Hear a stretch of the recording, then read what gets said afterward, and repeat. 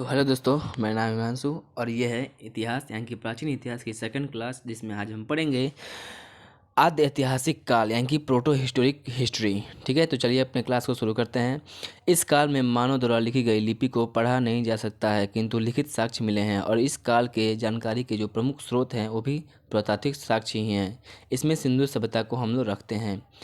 बात करें सिंधु सभ्यता की यानी कि इंडस वैली सिविलाइजेशन की, तो ये सभ्यता सिंधु नदी के तट पर मिली थी, इसीलिए इसे सिंधु सभ्यता कहते हैं। इसका जो विकास यानी कि जो काल है वो है 2500 ईसा पूर्व से लेकर 1750 ईसा पूर्व तक माना जाता है। सिंधु सभ्यता का जो आकार था वो था त्रिभुजाकार। इसका जो क्षेत्रफल था लगभग 13 लाख वर्ग किलोमीटर में फैला हुआ था।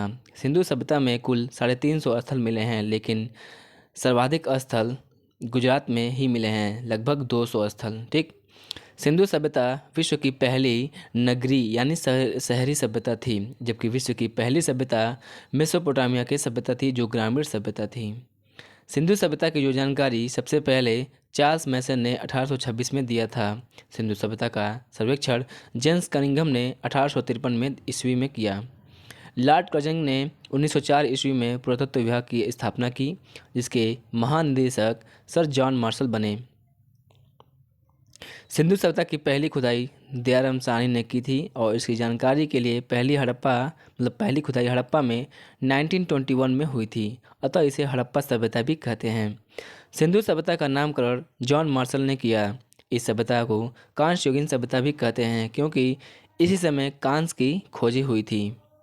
सिंधु सभ्यता का विस्तार की बात करें तो इसकी उत्तरी सीमा कश्मीर के मांडा में चिनाब नदी के तट पर थी और इसकी खुदाई जगपति जोशी ने की थी 1982 में। इसकी जो पूर्वी सीमा उत्तर प्रदेश के आलमगीरपुर में थी, जो हिंड नदी के किनारे थी। यज्ञदत्त शर्मा के नेतृत्व में इसका उत्खनन हुआ था। इसकी दक्षिणी सीमा की बात करें तो महाराष्ट्र के दैमाबाद में प्रवरा नदी के किनारे स्थित थी और यहाँ से धातु का एक रथ यानी इक्का गाड़ी का प्रमाण हमें मिला है। इसकी जो पश्चिमी सीमा थी वो थी पाकिस्तान के सुतका गंडोर में, जो डास नदी के तट पर थी। ठीक है, तो यहाँ पर देखिए दिशा भी दिखाया गया है।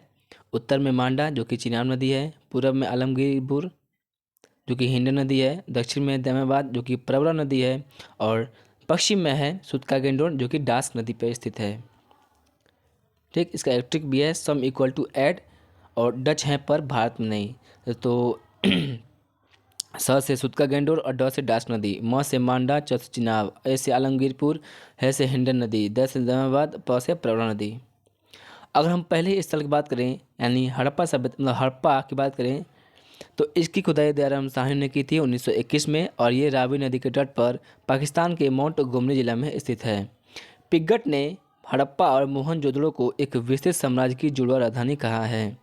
यहाँ से निम्नलिखित वस्तुएं मिली हैं: कुम्हार का चाक, श्रमिक आवास, अन्नागार, माता देवी की मूर्ति, लकड़ी की ओखली, लकड़ी का ताबूत, RS-37 कब्रिस्तान, एक सींग वाला जानवर, हाथी का कपाल और स्वास्तिक चिन्ह। एक बार और देख लेते हैं। कुम्हार का चाक, श्रमिक आवास, अन्नागार, माता देवी की मूर्ति, लकड़ी की ओखली, लकड़ी का ताबूत, RS-37 कब्रिस्तान, एक सींग वाला जानवर, हाथी का कपाल और स्वास्तिक चिन्ह। और एक स्त्री के गर्भ से निकला हुआ पौधा जिसे उर्वरता की देवी माना गया है, इसका प्रमाण हमें एक सिक्के पर देखने को मिला है। नोट यह है कि चांदी का सर्वप्रथम प्रयोग हड़प्पा सभ्यता के लोगों ने ही किए थे। ठीक, दूसरा स्थल है मोहनजोदड़ो, जिसकी खुदाई 1922 में राखलदास बनर्जी ने की थी और यह पाकिस्तान के लड़काना जिले में स्थित है। यह सिंधु नदी के तट पर ही स्थित है। यह सिंधु सभ्यता का सबसे बड़ा शहर है। मोहनजोदड़ो की सबसे प्रमुख विशेषता ये थी कि जो इसकी जो सड़कें थी ना, वो एक दूसरे को समकोण यानी कि ग्रिड पद्धति पर काटती हुई नगर को वर्गाकार अथवा चतुर्भुजाकार खंडों में विभाजित करती थी। यहाँ से हमें निम्नलिखित वस्तुएं मिली हैं। पहला है सूती वस्त्र, पुरोहित आवास, अन्नागार, स्नानागार, सबसे चौड़ी सड़क, सभागार, पशुपति शिव की मूर्ति, कांसे की नर्तकी की मूर्ति और तांबे का ढेर और घरों में कुआं। देखो जो यहाँ पे अन्नागार मिला है मोहनजोदड़ो में, वह सिंधु सभ्यता का सबसे बड़ा भवन कह सकते हैं या इमारत कह सकते हैं। ठीक, वहीं अगर बात करें मोहनजोदड़ो का जो अर्थ होता है वो होता है मृतकों का टीला, किंतु यहाँ से एक भी कब्रिस्तान नहीं मिला है, बल्कि एक ही स्थान पर कंकाल का बहुत सारे ढेर मिले हैं, जिससे ये पता लगाया जा सकता है कि यहाँ पे बाह्य आक्रमण हुआ था। तो सर्वाधिक स्वास्तिक मोहर मोहनजोदड़ो से ही मिला है, जिसका निर्माण सेल खड़ी से हुआ था। सूत्का गंडों की बात करें, जिसकी खुदाई 1927 में हुई थी और किसने किया था? आर.एन. स्टाइन ने किया था।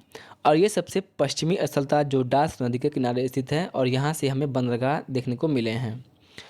चनहुदड़ो की बात करें तो इसकी खुदाई सन 1931 में गोपाल मजुमदार ने की थी और यह पाकिस्तान के सिंधु नदी के तट पर स्थित थी और यह एक एकमात्र शहर था जो दुर्ग रहित था।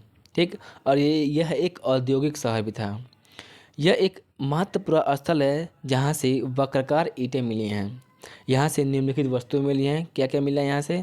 सौंदर्य सामग्रियाँ, मनका, गुड़िया, सुई धागा, बिल्ली का पीछा करते हुए कुत्ते का पद चिन्ह और अलंकृत ईंट।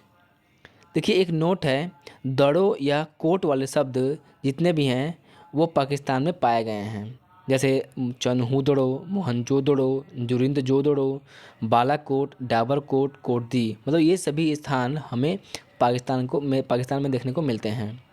बात करें रोपड़ की, जिसकी खुदाई यह गिरदत्त शर्मा ने 1953 में की थी। यह पंजाब के सतलज नदी के किनारे स्थित है। इसका आधुनिक नाम रूपनगर है। क्या है? रूपनगर। यहाँ से मानव के साथ साथ उसके पालतू कुत्तों, मतलब पालतू जानवर यानी कि कुत्ते को दफनाने का साक्ष्य मिला था। ऐसा ही सब हमें नौपसड़ काल में जम्मू कश्मीर के बुर्ज में मिला था।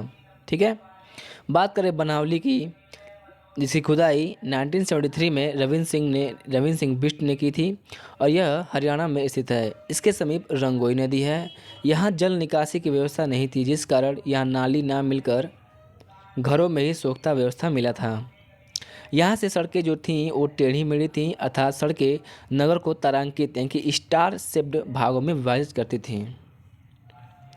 बात करें कुणाल की, तो यह हरियाणा के फतेहाबाद ज़िले में स्थित है और यहाँ से चांदी के 2 मुकुट मिले हैं।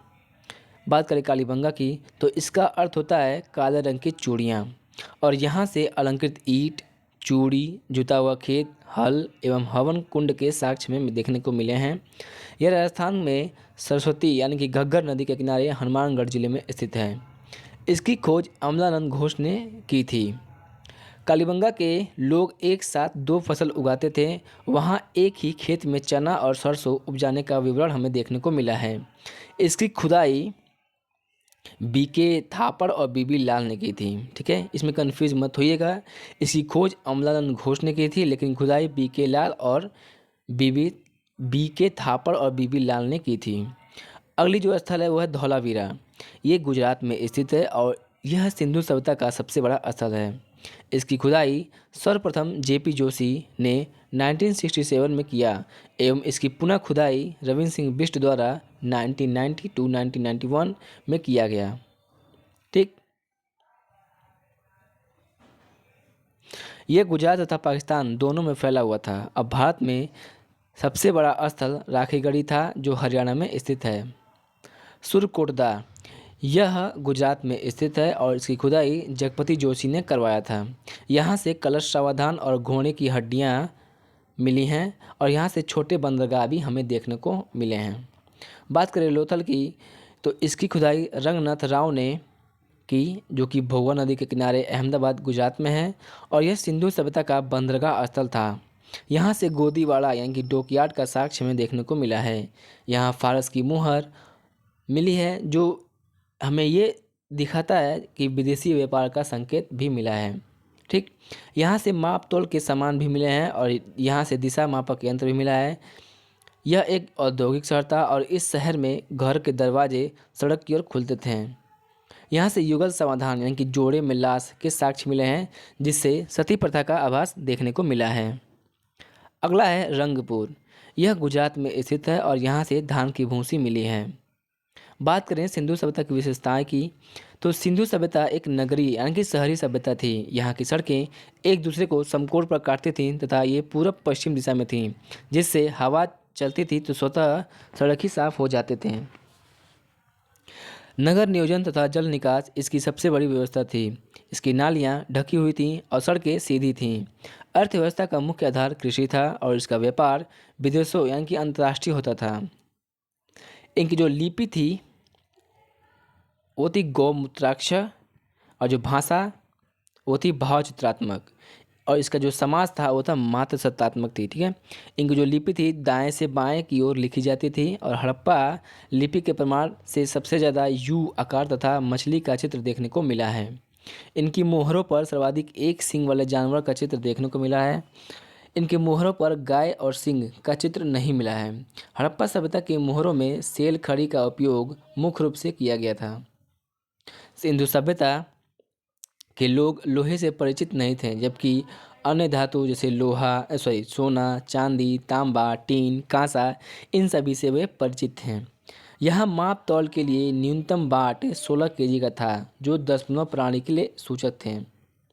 सिंधु सभ्यता के लोग युद्ध एवं तलवार से परिचित नहीं थे। सिंधु सभ्यता में मिट्टी के बर्तनों में लाल रंग का उपयोग होता था। सिंधुवासी विश्व में कपास उत्पादक के प्रथम उत्पादक थे। सिंधु घाटी सभ्यता के लोग कृषि भी करते थे, पशुपालन भी करते थे, परंतु उनका व्यवसाय जो उनका मुख्य व्यवसाय था वो व्यापार था। यहाँ के लोग मनोरंजन के लिए चौपर और पासा खेलते थे और इनके जो सबसे प्रिय देवता थे वो थे शिव। सबसे पसंदीदा वृक्ष पीपल, सबसे पसंदीदा जानवर सांड तथा वृषभ यानी कि बसाहा बैल, सबसे पसंदीदा पक्षी बत्तख और सबसे आदरणीय नदी सिंधु नदी थी। सिंधु सभ्यता का समाज 4 वर्गों में बटा हुआ था। कौन कौन? विद्वान, योद्धा, व्यापारी और शिल्पकार और श्रमिक। विद्वान, योद्धा, व्यापारी एवं शिल्पकार और श्रमिक।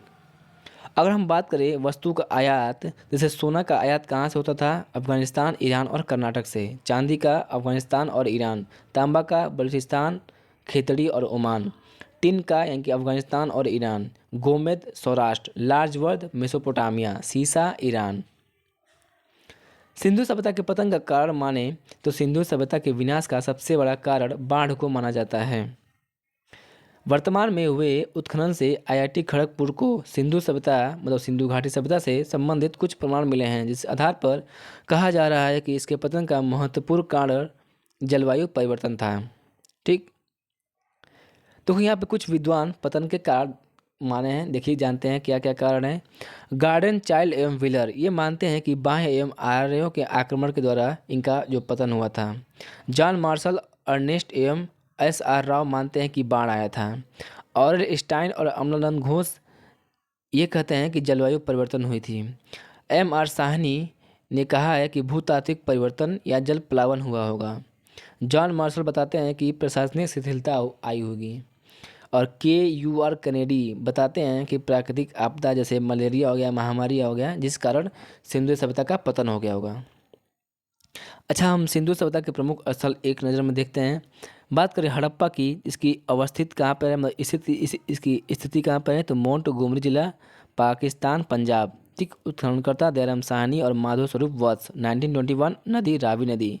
मोहनजोदड़ो अवस्थित है लरकाना जिला, सिंध प्रांत, पाकिस्तान। राखालदास बनर्जी 1922 सिंधु नदी। कालीबंगा हनुमानगढ़ जिला, राजस्थान, भारत। बीबीलाल एम बी के थापर 1961 टू 1969। घग्गर नदी, सरस्वती। धौलावीरा कच्छ जिला, गुजरात, भारत। रविंद्र सिंह बिष्ट 1990 टू 1991 लूनी नदी। चनहुदड़ो सिंध प्रांत, पाकिस्तान। गोपाल मजुमदार 1931 सिंधु नदी। लोथल अहमदाबाद जिला, गुजरात, भारत। रंगनाथ राव 1952 1962 भोगवा नदी। कोट दी जी सिंध प्रांत का खैरपुर स्थान, पाकिस्तान। फजल अहमद खान 1955 टू 1957 सिंधु नदी। बनावली हिसार जिला, हरियाणा, भारत। रविंद्र सिंह बिष्ट 1974 ईस्वी, सरस्वती रंगोई नदी। रोपड़ जो है वो रोपड़ जिला, पंजाब, भारत। यज्ञदत्त शर्मा 1953 टू 1956 सतलज नदी। रंगपुर काठियावाड़ जिला, गुजरात, अहमदाबाद, भारत। किसने खुदाई करता कौन है? उत्खननकर्ता रंगनाथ राव 1953 टू 1954 भादर नदी। आलमगीरपुर मेरठ जिला, उत्तर प्रदेश, भारत। यज्ञदत्त शर्मा 1958 हिंडन नदी। सुतका गेंडोर मकरान में समुद्र तट के किनारे, पाकिस्तान के बलूचिस्तान प्रांत में। और इसके उत्खननकर्ता ऑर्लस्टाइन। किस वर्ष? 1927 डास्क नदी। सुतकाको मकरान के समुद्र तट पर, पाकिस्तान के बलूचिस्तान प्रांत। और इसके जो उत्खननकर्ता हैं जॉर्ज डेल्स 1962 नदी कौन सी है? सादिकोर। अन्य सभ्यता की बात करें जैसे मेसोपोटामिया की सभ्यता, इसका जो समय काल है वो है 10,000 ईसा पूर्व। इसका विकास इराक में टिग्रिस और यूफ्रेटस नदी यानी कि दजला और फरात नदियों के मध्य हुआ था। यहाँ की मिट्टी अत्यधिक उपजाऊ थी। यह सभ्यता ग्रामीण सभ्यता थी और इसकी अर्थव्यवस्था का मुख्य आधार कृषि था। इस समय मंदिरों को जिगुरत कहा जाता था। मेसोपोटामिया की बात करें तो ये 4 भाग में थे। सुमेरियन की सभ्यता, बेबीलोन की सभ्यता, सीरिया की सभ्यता, कैल्डिया की सभ्यता। देखो बात करें झूलता हुआ जो बगीचा है वो बेबीलोन में स्थित है। सिकंदर ने इस सभ्यता का विनाश कर दिया और इसके स्थान पर ग्रीक सभ्यता को थोप दिया था। देखो अब बात करें विश्व की सबसे पहली सभ्यता तो मेसोपोटामिया की सभ्यता थी, जबकि विश्व की पहली नगरीय सभ्यता वो सिंधु सभ्यता थी। बात करें पीली नदी की सभ्यता, यह चीन में 5,000 ईसा पूर्व में विकसित हुई थी और हुआंगो नदी के तट पर इसका विस्तार था। और यह सभ्यता अपने उपजाऊ भूमि के लिए प्रसिद्ध थी। ठीक है। बात करें मिस्र की सभ्यता की, तो जो इसका जो समय काल था वो था 2100 ईसा पूर्व, यानी यह मिस्र के रेगिस्तानों में स्थित थी और इसे नील नदी की देन भी कहते थे। इस सभ्यता का जब विकास हुआ था फिरौन के नेतृत्व में किया गया था और इस सभ्यता में पिरामिड, सूर्य कैलेंडर तथा मम्मी का विकास हुआ था, अर्थात इस सभ्यता का रसायन सुदृढ़ था। गीजा का पिरामिड सबसे प्रसिद्ध है जो कि मिस्र में ही स्थित है। बात करें रोम की सभ्यता की, जो इसका जो समय काल था वो था 600 ईसा पूर्व। इसका विकास इटली में हुआ था और इन्होंने पूरे भूमध्य सागर पर अधिकार कर लिया था। प्राचीन सभ्यता के यह सबसे विकसित सभ्यता थी और आज भी यह सभ्यता के अवशेष सुरक्षित बचे हुए हैं जो पर्यटन का आकर्षण केंद्र बने थे। इस सभ्यता के 2 सबसे बड़े राजा जूलियस सीजर और आगस्टस थे। जूलियस सीजर की हत्या धोखे से उसके मंत्रिमंडल द्वारा कर दी गई। जूलियस सीजर नामक नाटक विलियम शेक्सपियर ने लिखा है। बात करें फारस की सभ्यता जो कि 500 ईसा पूर्व, यह वर्तमान में ईरान में है और इस सभ्यता का विकास तेजी से हुआ था। इन्होंने पूरे अरब प्रायद्वीप पर अधिकार कर लिया था। इनकी भाषा फारसी थी तथा पारसी धर्म को मानते थे। सिकंदर ने इस धर्म का अंत कर दिया था। स्पार्टा की बात करें, स्पार्टा अपने बहादुर सैनिकों के लिए विख्यात है और यह ग्रीस के पास एक छोटा सा क्षेत्र था। स्पार्टा के मात्र 300 सैनिकों ने लियोनार्ड्स के नेतृत्व में ग्रीस के 20,000 सैनिकों को मात दे दी थी। ग्रीस की विशाल सेना का नेतृत्व जरगसिस कर रहा था। जरगसिस ने धोखे से स्पार्टन्स को हरा दिया था। ठीक है, तो ये थी सिंधु सभ्यता और कुछ अन्य सभ्यताओं के बारे में। आगे हम जानेंगे प्राचीन इतिहास के और भी महत्वपूर्ण चैप्टर के बारे में। तो आज के लिए इतना ही, धन्यवाद।